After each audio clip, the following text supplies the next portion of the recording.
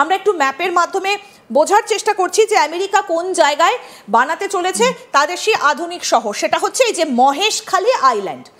এই যে মহেশখালী আইল্যান্ড, এর অবস্থানটা দেখাই আপনাদের কোথায়, চট্টগ্রাম থেকে কিছুটা নিচে, কক্সবাজার থেকে একটুখানি ওপরে, একদম সমুদ্রের ধার ঘেঁষে। এখন প্রশ্ন হচ্ছে কেন এই মহেশখালী আইল্যান্ড?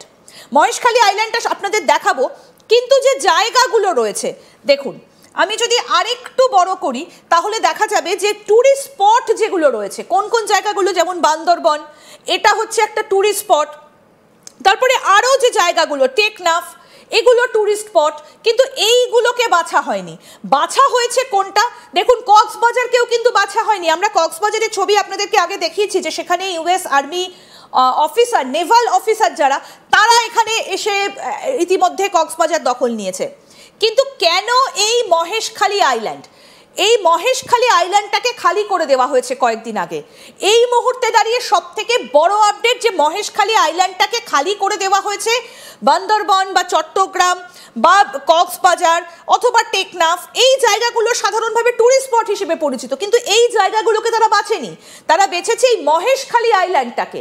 কেন মহেশখালী আইল্যান্ড? কারণ এই জায়গাটায় জনবসতি অনেকটা কম। আসুন আপনাদেরকে এবার দেখাই এই জায়গাটা। এই হচ্ছে মহেশখালী আইল্যান্ড, দেখুন এই হচ্ছে মহেশখালী আইল্যান্ড। এই জায়গাটা অনেকটা ফাঁকা ফাঁকা। আরেকটু ভালো করে যদি আপনাদের দেখাই, দেখুন এই যে মহেশখালীর জায়গাটা, এই জায়গাটাকে ফাঁকা করে দেওয়া হয়েছে এবং এখানে দেখুন প্রচুর ম্যানগ্রোভ রয়েছে, প্রচুর পরিমাণে ম্যানগ্রোভ রয়েছে। এবং প্রাকৃতিক দুর্যোগ যখন হয় এই জায়গাটা, মহেশখালী আইল্যান্ডে, এখানে প্রবল ঝড় দেখা যায়, কারণ একটা ফাঁকা জায়গা, ম্যানগ্রোভের অরণ্য, সেই জায়গাগুলোকে বেছে নেওয়া হয়েছে। আরেকটু যদি ভালো করে দেখাই, এই দেখুন এই হচ্ছে মহেশখালী। এখানে বৌদ্ধ ধর্মের একটা প্রভাব লক্ষ্য করা যায় এবং প্রচুর এখানে যারা বৌদ্ধ ধর্মে বিশ্বাসী সেরকম প্রচুর মানুষ এখানে ছিলেন, কিন্তু এখন ফাঁকা করে দেওয়া হয়েছে।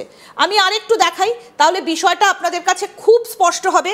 এই যে দেখুন মহেশখালী, যে জায়গাটাকে ফাঁকা করে দেওয়া হয়েছে এবং যেখানে নাকি আধুনিক শহর গড়ে তোলা হবে, এই যে এই হচ্ছে মহেশখালী। আমরা আরও ভালোভাবে একটু বোঝার চেষ্টা করব।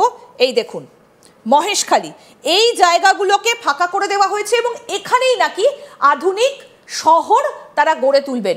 কোন জায়গাটায়, আমি আবার একটু যদি ম্যাপে ফিরি, এই হচ্ছে মহেশখালী আইল্যান্ড।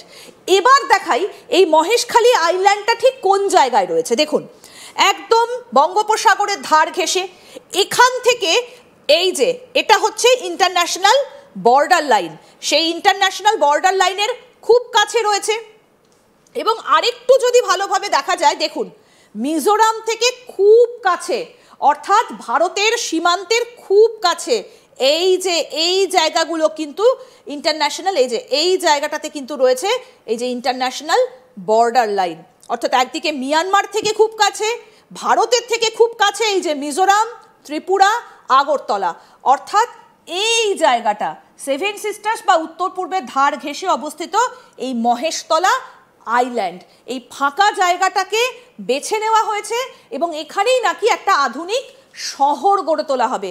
তার মানে নিশ্চয়ই একেবারে ভাবনাটা পরিষ্কার যে কিভাবে এই মহেশখালীটাকে বেছে নেওয়া হচ্ছে এবং কেন বেছে নেওয়া হয়েছে, খুব পরিষ্কার। আমি এখান থেকে আবার চলে যাব, নিঝুম মজুমদার বাংলাদেশের বিশিষ্ট আইনজীবী আমাদের সঙ্গে রয়েছেন। দাদা, আমরা একটু ম্যাপের মাধ্যমে দেখালাম যে কোন জায়গাটাতে আধুনিক শহর বানানো হবে বলে বেছে নেওয়া হয়েছে, এর উদ্দেশ্যটা কি। আমরা দ্বিতীয় বিশ্বযুদ্ধের সময় দেখেছিলাম যে বেশ কিছু কিছু জায়গাতে এরকম আধুনিক শহর বানানোর একটা পরিকল্পনা ছিল, কারণ যারা সেই সময় যুদ্ধে অংশগ্রহণ করেছিলেন তাদের পরিবার বা তাদের ফ্যামিলি মেম্বারদের থাকার জন্য। এখানে উদ্দেশ্যটা কি, পাকাপাকিভাবে কি এখানেই বসতি স্থাপন করতে চাইছেন ইউএসএর থেকে যারা এসেছেন, আর্মি বা নেভাল যে সমস্ত অফিসারগুলো এসেছেন?